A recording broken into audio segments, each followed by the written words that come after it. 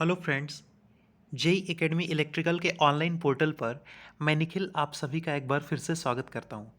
Friends, आज हम discuss करेंगे वीके मेहता के electrical objective technology DC circuit chapter के बारे में। फ्रेंड्स, हमने पिछले वीडियो में 3 लेक्चर्स हमने प्रोवाइड किए थे, जो कि पिछला चैप्टर से था बेसिक कॉन्सेप्ट से। आज हम डीसी सर्किट चैप्टर उठाए हैं, जो कि UPPCL JE, NTPC JE, SSC JE के पेपर के लिए अपकमिंग जो भी एग्जामिनेशंस हैं उन पेपर्स के लिए ये वेरी इंपॉर्टेंट एक चैप्टर है। तो चलिए फ्रेंड्स, हम क्वेश्चन को डिस्कस करते हैं। और अभी तक आपने अगर मेरे चैनल्स को सब्सक्राइब नहीं किया है तो प्लीज़ मेरे चैनल को सब्सक्राइब कर लें, जिससे कि आप मेरे अपकमिंग वीडियोस को देख सकें और एक्सप्लेनेशन को आप सुन सकें, समझ सकें। तो चलिए फ्रेंड्स, हम क्वेश्चन नंबर 1 से ही स्टार्ट करते हैं, डीसी सर्किट, जो कि बहुत इंपॉर्टेंट चैप्टर है। और हम एक एक क्वेश्चन को, जो थियोरी वाला कॉन्सेप्ट है उस कॉन्सेप्ट को समझने की कोशिश करेंगे, और जो हमारा न्यूमेरिकल अप्रोचिंग है उसको हम ट्राई करेंगे कि कैसे हम न्यूमेरिकल को अप्रॉक्स वैल्यू उसकी हम कैलकुलेट कर सकें, या उसकी एग्जैक्ट वैल्यू तक हम न्यूमेरिकल के हम पहुंच सकें। तो क्वेश्चन नंबर 1 पे हम आते हैं। क्वेश्चन नंबर 1 आपकी स्क्रीन पे दिख रहा होगा। क्वेश्चन नंबर 1 है, a DC circuit usually has dot dot dot as the load. यानी किसी भी डीसी सर्किट में लोड की अगर बात की जाए तो वो कौन सा लोड होता है। तो फ्रेंड्स, अगर डीसी सर्किट की बात करें तो सिर्फ उसमें रेजिस्टेंस होता है। डीसी सर्किट में क्या होता है, हमारा रेजिस्टेंस। इंडक्टेंस और कैपेसिटेंस जो होता है वो हमारा एसी सर्किट के केस में होता है। ठीक है। तो क्वेश्चन नंबर 1 का option number 1 resistance. Question number 2 पे हम आते हैं। The purpose of load in an electric circuit is to. यानी इलेक्ट्रिक सर्किट में एक लोड का क्या उद्देश्य होता है, क्या पर्पज होता है। तो फ्रेंड्स, कॉमन सी बात है, अगर किसी भी इलेक्ट्रिक सर्किट में कोई लोड है तो उसका मीन्स यही होगा कि यूटिलाइज इलेक्ट्रिकल एनर्जी। यानी कोई भी लोड इलेक्ट्रिकल एनर्जी को यूटिलाइज करने के लिए ही लगा होगा। Utilisation of electrical energy means we can neither create neither destroy the electrical energy, whether we can change the energy from one form to another form. कहने का मतलब ये है कि अगर ऊर्जा की अगर हम बात करें या इलेक्ट्रिकल एनर्जी की हम बात करें, तो ना तो उसको हम क्रिएट कर सकते हैं और ना ही उसको हम क्या कर सकते हैं फ्रेंड्स, डिस्ट्रॉय कर सकते हैं। जबकि उसको एक फॉर्म से यानी एक रूप से दूसरे रूप में हम क्या कर सकते हैं, ट्रांसफॉर्म कर सकते हैं, रूपांतरित कर सकते हैं। तो इसका ऑप्शन नंबर क्या निकल गया है, ऑप्शन नंबर 2। नेक्स्ट क्वेश्चन हम आते हैं, question number 3। Electrical appliances are not connected in series because. जो हमारे इलेक्ट्रिकल अप्लायंसेस होते हैं, जैसे कि जो भी हमारे घर की हाउस वायरिंग हो गई या और भी सारे इलेक्ट्रिकल अप्लायंसेस हैं जो सीरीज में कनेक्टेड नहीं होते हैं, क्योंकि यानी क्यों वो सीरीज में कनेक्टेड नहीं होते हैं। तो सिंपल सी बात है, अप्लायंसेज है different current ratings.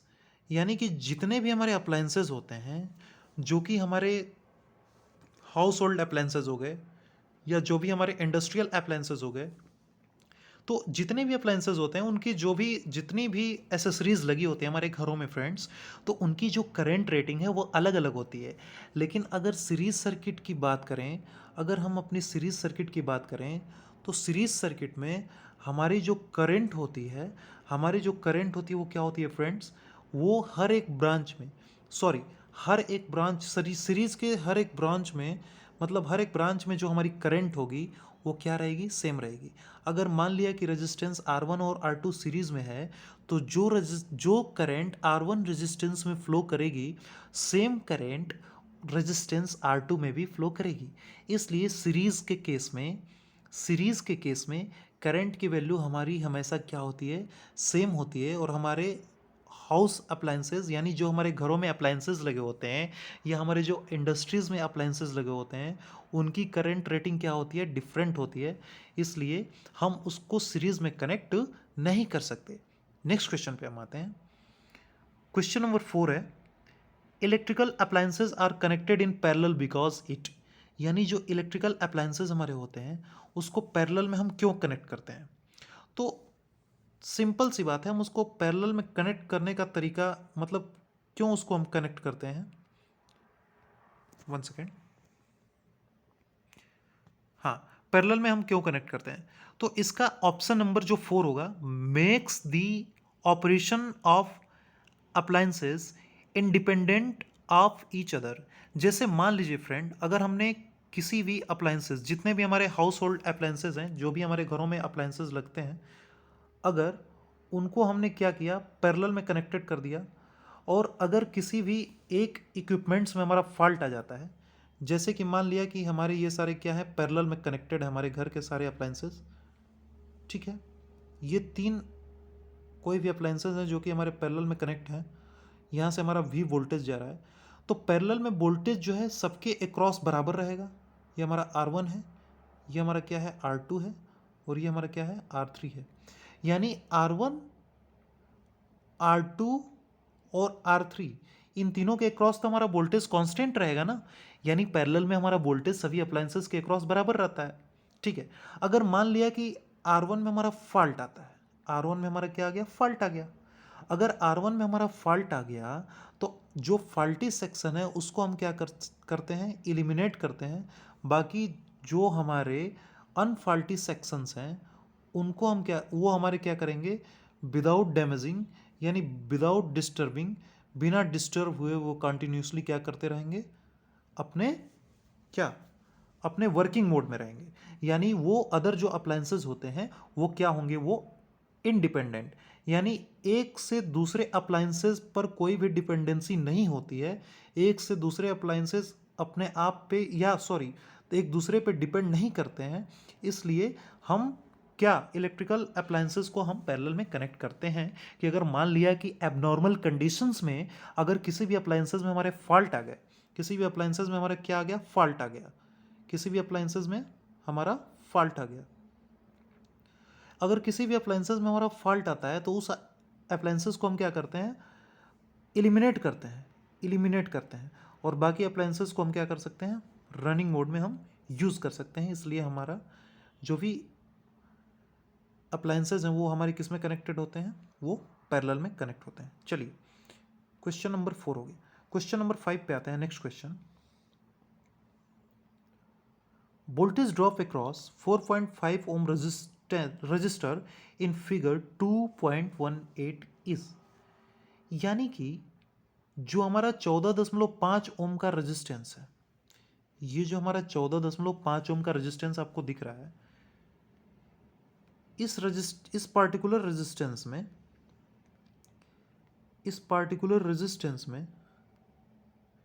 Particular resistance में वोल्टेज ड्रॉप हमारा कितना होगा, ये आपसे क्वेश्चन में एग्जामिनर ने पूछा, और आपको सप्लाई वोल्टेज कितना दे दिया, 200 वोल्ट। सप्लाई वोल्टेज यहाँ पे कितना दिया है, 200 वोल्ट आपको सप्लाई वोल्टेज दिया है। तो फ्रेंड्स 200 वोल्ट हमको सप्लाई वोल्टेज दिया है, तो अगर 14.5 ओम के क्रॉस, यानी इस रेजिस्टेंस के क्रॉस अगर आपको वोल्टेज ड्रॉप पूछा है तो आप कैसे बताएंगे? तो वोल्टेज ड्रॉप का फॉर्मूला क्या होता है, V is equals to I R, I into R, यही तो होता है, V is equals to I R. ठीक है, V is equals to I R. अब जैसे मान लिया मैंने, तो आई आर, तो आई की वैल्यू अगर हमें पता चल जाए जो हमारी करंट है, तो क्या हम फाइंड इसमें नहीं कर सकते कि इसके अक्रॉस वोल्टेज कितना है? तो अगर सारे को हम रेजिस्टेंस को जोड़ दें, I इज इक्वल्स टू क्या होगा हमारा, I is equals to V by R, V by R होगा। सभी रेजिस्टेंस को अगर हम जोड़ें, 14.5 और हमारा ये 25.5 और ये हमारा 60 है, तो अगर सबको हम ऐड करने की कोशिश करें तो हमारा कितना हो जाएगा,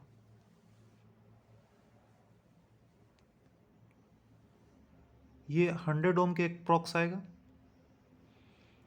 ये 100 ओम के अप्रॉक्स आएगा। ठीक है, 100 ओम, और I is equals to V by R, I is equals to V by R.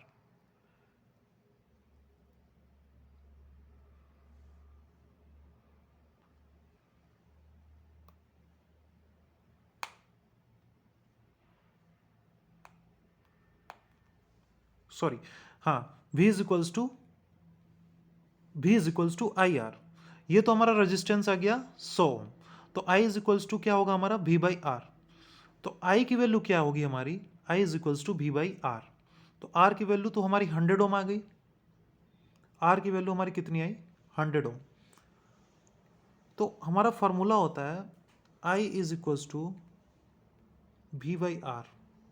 V कितना है हमारा 200 और R कितना है 100। ये हमारा कितना आ गया, 2 एम्पियर हमारी करंट की वैल्यू निकल के आई।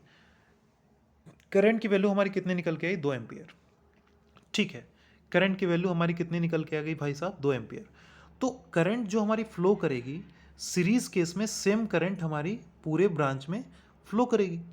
तो 14.5 ओम के अक्रॉस अगर हम वोल्टेज ड्रॉप निकालें तो V इज इक्वल टू क्या है, IR। I की वैल्यू क्या है, 2 इंटू 14.5। तो इसका जब मल्टीप्लाई हम करेंगे तो ये कितना है, अप्रॉक्स क्या, एग्जैक्ट 29 वोल्ट आएगा। ये हमारा एग्जैक्ट कितना है, 29 वोल्ट, 29 वोल्ट। तो ऑप्शन नंबर जो 1 इसका है, ये इसका करेक्ट ऑप्शन निकल के आएगा, 29 वोल्ट। ठीक है, क्वेश्चन नंबर 6 पे हम आते हैं। Referring to figure 2.19 the total circuit resistance will be, यानी टोटल सर्किट रेजिस्टेंस इसका कितना होगा, 2.19, यानी 2.19 फिगर ऊपर है हमारा, ये हमारा 2.19। इसको ध्यान से देखिए, इसका टोटल जो सर्किट का रेजिस्टेंस होगा वो कितना निकल के आएगा। Option number 1 1000 ohm, 400 ohm, 1400 ohm and 135 ohm. तो इसका आप क्वेश्चन को पहले देखें।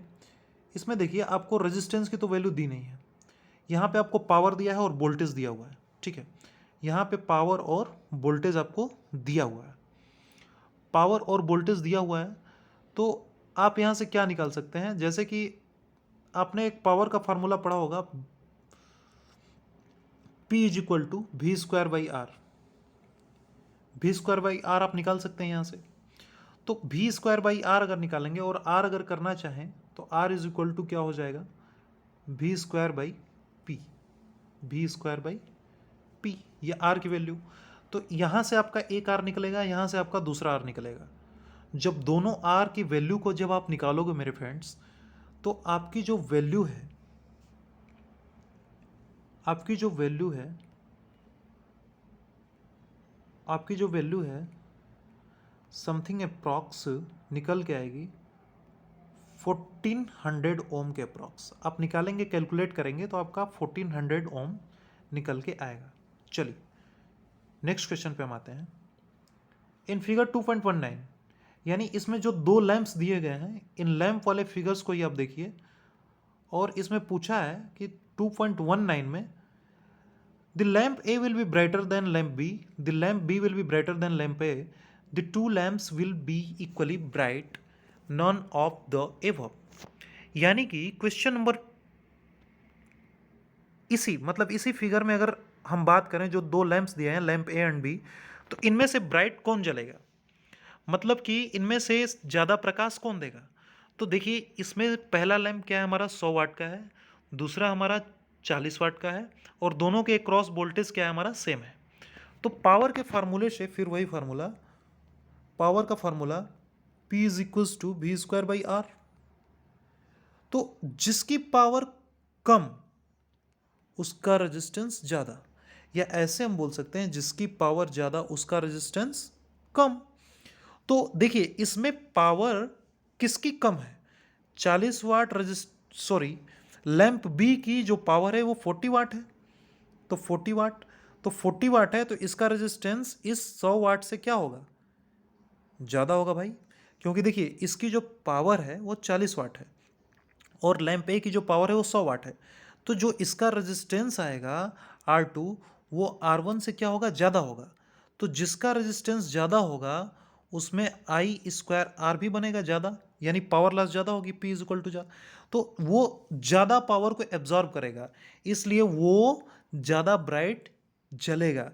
यानी अगर हम कह सकते हैं सिंपल वे में कि जो हमारा लैंप B है अगर पावर के फार्मूले से देखें V square by R, P is equals to V square by R and P is equal to I square R, तो हमारा जो बी है, लैम्प बी है, वो क्या होगा, ब्राइटर देन लैम्प ए होगा। तो यहाँ पे क्वेश्चन नंबर 7 का जो हमारा ऑप्शन है वो सेकंड करेक्ट होके आएगा। ठीक है, क्वेश्चन नंबर 8 पे हम आते हैं friends.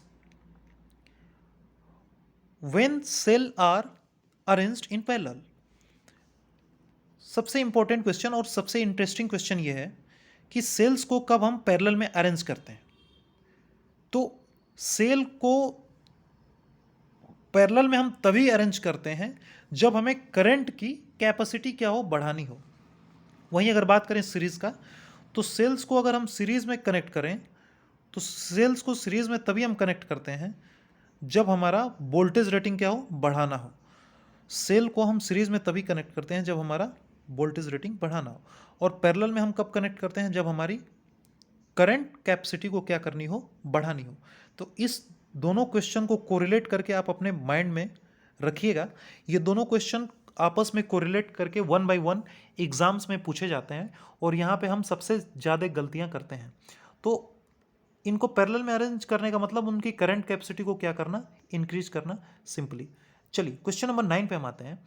When a number of resistances are connected in parallel, the total resistance is, यानी कि अगर नंबर ऑफ रेजिस्टेंस को हमने पैरेलल में कनेक्ट कर दिया, पैरेलल में हमने कनेक्ट कर दिया, नंबर ऑफ रेजिस्टेंस को हमने पैरेलल में कनेक्ट कर दिया, यानी बहुत सारे रेजिस्टेंसेज हैं। मान लिया कि मेरे n टाइप ऑफ रेजिस्टेंस हैं, ये सारे किस में कनेक्टेड हैं, एक वोल्टेज के क्रॉस, एक सोर्स के क्रॉस किस में कनेक्टेड हैं, ये पैरेलली कनेक्टेड है। ठीक है, तो क्या होगा उस टाइम पे, क्या होगा, दी टोटल रेजिस्टेंस की जो वैल्यू होगी वो हमारी क्या निकल के आएगी। तो देखिए, हमेशा अगर हम पैरेलल में कनेक्ट करते हैं ना, तो जो हमारा टोटल इक्विवेलेंट रेजिस्टेंस आता है वो सबसे छोटे वाले रेजिस्टेंस से भी क्या आता है, कम आता है। और अगर हम सीरीज की बात करें, अगर सीरीज में हमारे रेजिस्टेंसेस कनेक्टेड हैं, यानी कई सारे n resistances, number of n resistances are connected in series, then at that case, अगर सीरीज के केस में अगर हम बात करें, तो जो हमारा R इक्विवेलेंट आएगा, हमारा जो R इक्विवेलेंट आएगा, यानी इक्विवेलेंट रेजिस्टेंस जो आता है वो सबसे बड़े वाले रेजिस्टेंस से भी क्या आता है, बड़ा आता है। यानी R जो बिग रेजिस्टेंस होता है उससे भी उसकी जो वैल्यू आती है वो बड़ी आती है। लेकिन इन केस ऑफ पैरेलल, अगर हम पैरेलल की बात करें, तो जो R इक्विवेलेंट आता है वो सबसे छोटे वाले रेजिस्टेंस से भी क्या आता है, छोटा आता है, यानी उसकी जो वैल्यू आती है वो छोटी आती है। आप इसको प्रैक्टिकली कैलकुलेट करके भी देख सकते हो, लेकिन थियोरेटिकली अगर समझना है तो इन दोनों केसेस को आपने समझ लिया होगा मेरे अकॉर्डिंग।